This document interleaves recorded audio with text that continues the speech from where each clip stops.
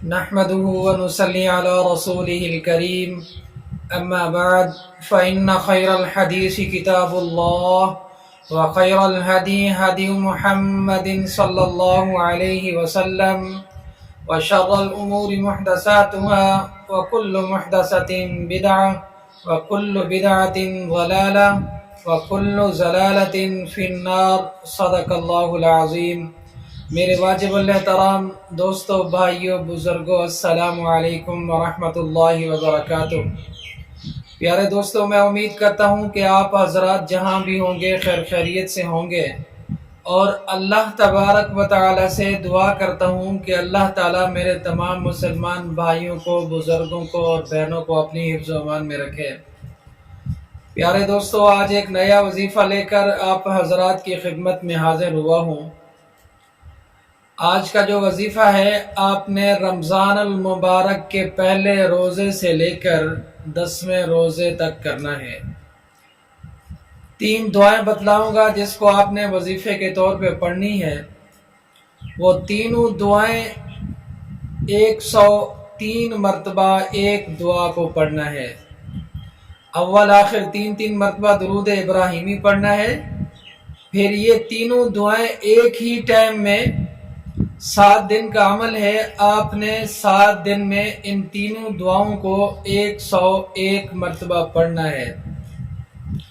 پیارے دوستو، دنیا کی ہر حاجات، ہر پریشانی، ہر مصیبت، ہر معاملہ، رشتے کا کوئی مسئلہ ہو، کسی قسم کی بھی کوئی پریشانی ہو، تو ان دعاؤں کے پڑھنے کی برکت سے انشاءاللہ اللہ تبارک و تعالی دور فرمائیں گے۔ تو پیارے دوستو، ابھی چلتے ہیں، وظیفے کی ترتیب بتاتا ہوں کہ کس طرح آپ نے اس وظیفے کو، ان 3 دعاؤں کو پڑھنا ہے۔ سب سے پہلے 3 مرتبہ آپ نے درود ابراہیمی پڑھنا ہے۔ پھر یہ دعا پڑھنی ہے، حسبی اللہ لا الہ الا هو علیہ توکلت وهو رب العرش العظیم۔ 101 مرتبہ اس دعا کو پڑھنا ہے۔ پھر یہ آیات کریمہ پڑھنی ہے، لا الہ الا انت سبحانک انی کنت من الظالمین۔ 2 ہو گئی۔ تیسری دعا جو آپ نے پڑھنی ہے وہ یہ پڑھنا ہے، جنت کا خزانہ جس کو نبی پاک صلی اللہ علیہ وسلم نے بتلایا، لا حول ولا قوت الا باللہ۔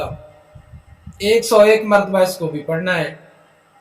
یہ تینوں دعائیں آپ نے پہلے روزے سے لے کر 10ویں روزے تک پڑھنی ہے۔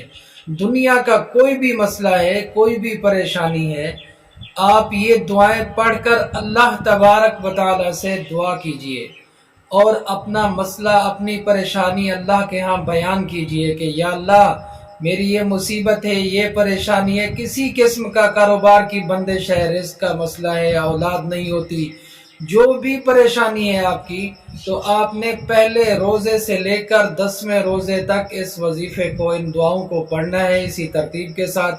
تو انشاءاللہ جو بھی آپ کا مسئلہ ہے اللہ کے ہاں بیان کرو گے، یہ دعائیں پڑھو گے، تو انشاءاللہ اللہ تبارک و تعالی آسانی فرمائیں گے۔